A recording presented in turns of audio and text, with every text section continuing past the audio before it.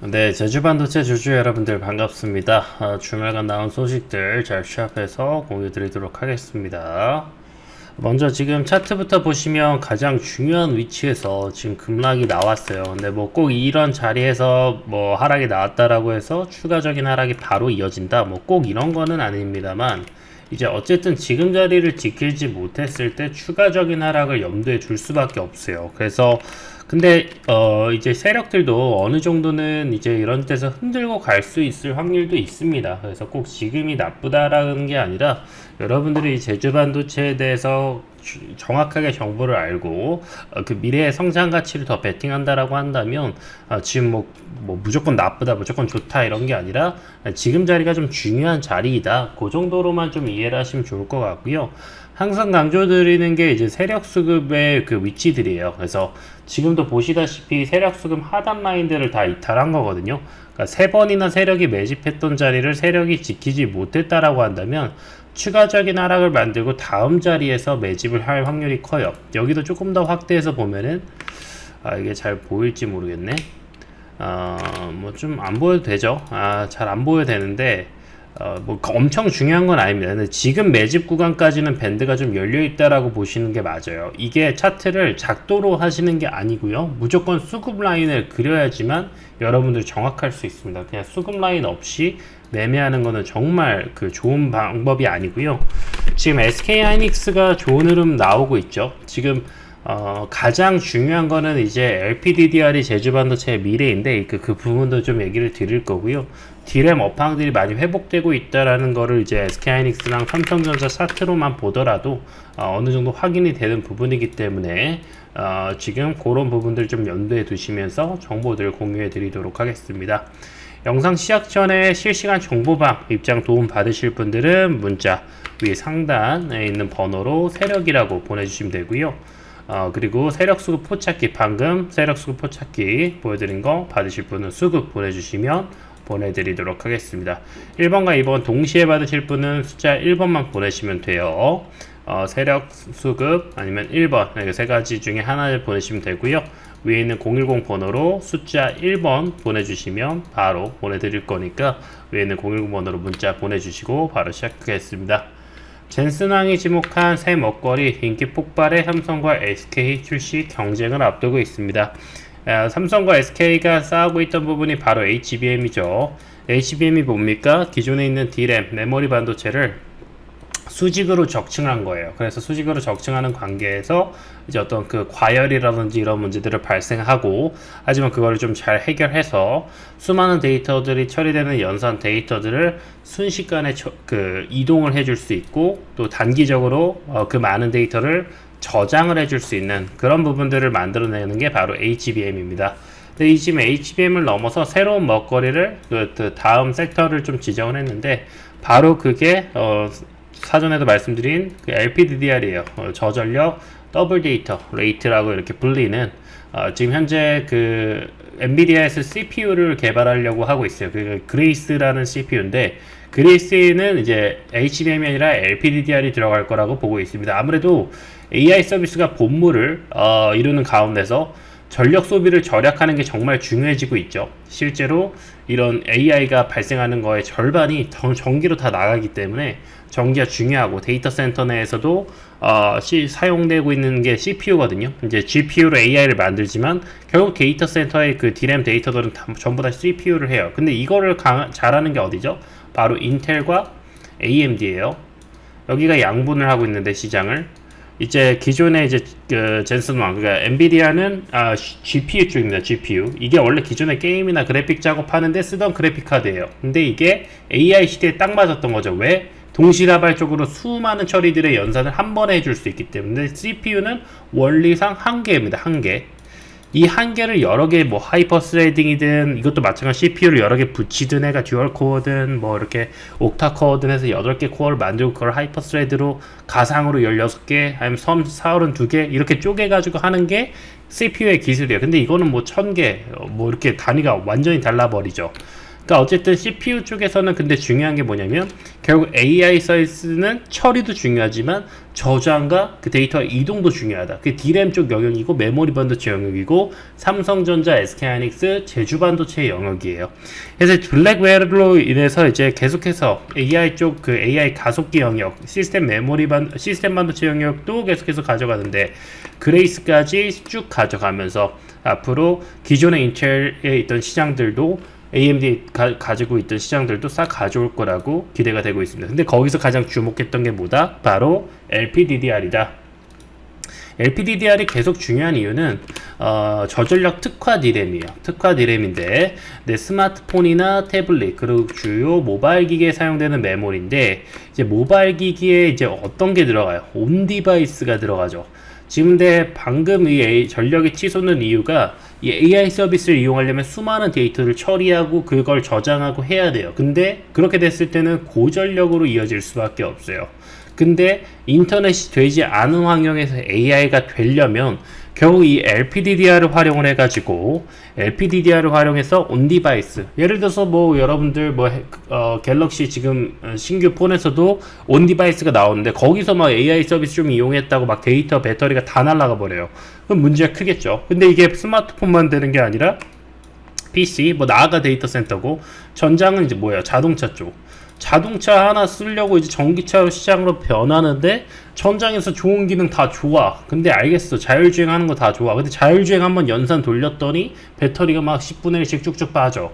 그러면은 이걸 안 쓰잖아요. 그러니까 지금 더더욱이나 중요한 부분이 바로 이 저전력 영역입니다. 지금 우리가 전원이 꽂혀 있는 것들은 아무 문제가 안 돼요. 전원이 떠났을 때 모바일, 휴대용 이런 부분, 온디바이스, 전기차 이런 부분이 중요해지는 거고요. 이런 부분에 따라서 제주반도체가 그동안 계속 상승을 해왔던 거고 주 고객사의 LPDDR 수요가 점점 더 커집니다. 이제 HBM 시대를 넘어서서 HBM도 어느 정도 완숙기에 올라왔고 그 다음 섹터들 이제 LPDDR이 나머지 영역들을 먹으면서 또 어느 정도는 대체하면서 갈 확률이 굉장히 크다라는 것입니다. 제주반도체 매출 가운데 가장 큰 게 뭐예요? LPDDR 70%. 여러분들 제주반도체 투자하는데 이 내용을 모르면 절대로 투자하면 안 되는 거겠죠? 온디바이스 주도하는 게 누구죠? 퀄컴이랑 미디어텍입니다. 여기서 LPDDR의 인증을 받은 유일한 기업이 어디다? 바로 제주반도체다. 글로벌적으로 보아도 미국의 마이크론과 더불어 U2하다. 그래서 국내에선 U1이고 마이크론이랑 비교했을 때는 U2라고 보시면 됩니다.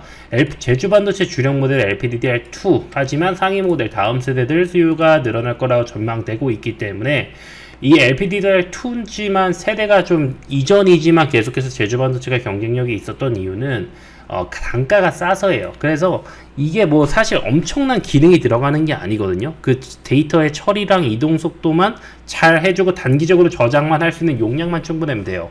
그러면 그거를 LPDDR을 여러 개를 쓰든 LPDDR 전 세대를 조금 더 많이 쓰든 크게 상관은 없는 겁니다. 그래서 제주반도체 전력이 나쁜 게 아닌 게 설계 기업이잖아요. 팹리스 기업. 그래서 기존에 어느 정도 완성된 기술을 사실은 엄청나게 새롭게 개발하는 게 아니기 때문에 굉장히 가성비가 크다라는 거예요. 그리고 이제 온디바이스 시장 열리게 되면은 예를 들어서 여러분들 갤럭시 이어폰이 있어요. 아니면 아이폰 이어폰. 그게 온디바이스로 나온다라고 했을 때 거기에 얼마나 많은 연산이나 데이터가 들어가겠어요. 거기다가 굳이 HBM 쓸 필요 없고 LPDDR4 다음 세대 거 쓸 필요 없잖아요. 그냥 이전 모델 써도 충분하잖아요. 그렇게 데이터 처리하는 데이터가 많지는 않으니까. 그런 식으로 이해하시면 됩니다. 그래서 이게 꼭 필요하다. 저전력 모델에서 더더욱이나 오히려 저사양이 주력일 확률이 높고 지금 제주반도체는 뭐예요? 인증이 다 끝나 있어요. 그래서 더더욱이나 지금 차트가 좀 꺾인다 하더라도 여러분들 쫄 필요가 없는 겁니다. 근데 지금 제주반도체 빠지는 이유가 뭡니까? 바로 유중이나 자사주 매각 같은 내용이 나와요. 소액주주 속태우죠. 어쩔 수 없습니다. 이 중에서 이제 제주반도체 그의 가장 큰 좀 흐름 보여준다라는 거고 2월에도 처분하고 지금 22억 또 추가적으로 매도가 나왔어요. 2월에 다시 한번 제주반도체 그냥 월봉 볼게요. 간단하게. 2월에 딱 매각한 뒤로가 고점 찍은 거고요. 그 뒤에 급락 나오고 지금 또 매도를 쳤으니 지금 여기 5월 또 이 음봉을 좀 어느 정도 소화해야 되는 시기가 있겠죠. 게다가 2024년에 차트가 봤을 때 이미 어느 정도 갭이 있어요. 급등에 대한 갭이 있다고요. 그러면 이게 매물대적으로 촘촘하지 못하면 빠질 가능성도 염두에 둘 수밖에 없는 겁니다. 그렇기 때문에 자사주 매도 물량이 나왔을 때 크게 빠지는 거고, 그나마 좀 좋게 볼 수 있는 건 2월에 95억 원은 팔았지만은 이번에는 얼마? 22억을 팔았기 때문에 그나마 조금 더 기대해 볼 수 있다. 하지만 제주반도체 왜 이렇게 팔았습니까? 실적 그래도 잘 나왔는데 그동안의 메모리가 혹한기였다라는 거죠. 하지만 이제 제주반도체가 다양한 포트폴리오로 새로운 것들을 준비해 가고 있어요. 그럼 어쩔 수 없이 전반적으로 뭐 삼성전자나 SK하이닉스는 심지어 적자를 이겨내고 지금 시기가 왔기 때문에 메모리 업황이 회복되면서 전반적인 섹터 분위기 좋은 상태에서 또 뭐예요? 5G 이동통신 사물 인터넷 시장, 이거는 이제 온디바이스 시장이랑도 겹친다라고 볼 수 있겠습니다. 그럼 이제 온디바이스 시장, 새로운 시장들이 열리게 되는데 지금 좀 자사주를 매도를 해서 어느 정도 과거에 나름대로 다른 데들 적자 나올 때 그래도 제주반도체는 실적을 어느 정도 찍어줬단 말이에요. 이거 실적도 보죠. 제주반도체 실적을 봤을 때 다른 데들 연간 지금 계속해서 흑자 유지했죠. 사업 구조가 좋아서 그래요. 그렇다고 해서 사업 구조가 그냥 안정적이지만 뭐 메모리 업황이 엄청 개선된다라고 해서 제주반도체가 엄청 좋아지고 그런 구조는 아닙니다. 과거 세대의 제품을 가성비 있게 공급하기 때문에 단가를 확 올릴 수가 없어요. 가성비, 가격 경쟁을 하는 거기 때문에. 그리고 뭐 그렇다고 해서 업황이 좋아진다라고 해서 어차피 업황 좋아지면 새로운 신제품들을 많이 쓰지, 새로운 모델들을 많이 쓰지 과거 제품들을 쓰지 않아요. 근데 제주반도체 지금 기대되는 이유가 뭐다? 지금 5세대 이동통신 사물 인터넷 시장이 이제 열리기 때문이고, 아까도 말씀드렸듯이 꼭 이런 온디바이스 이런 기기들에 엄청 최사양이 들어갈 필요는 없는 겁니다. 어느 정도 그게 과할 수가 있어요. 특히나 비용적으로 봤을 때 휴대용 기기들에서는요. 그렇기 때문에 인증을 받은 제주반도체가 드디어 좀 업황적으로 많이, 지금 컨센이 안 잡히죠. 이게 예측이 불가해요. 실제로 온디바이스 시장 제대로 열려봐야 까봐야 알 수 있는 것들이 있기 때문에 지금은 뭐 이렇게 열려있지는 않지만 이런 부분들이 되게 긍정적으로 반영될 확률이 크다. 아까 전에 SK하이닉스 그리고 삼성전자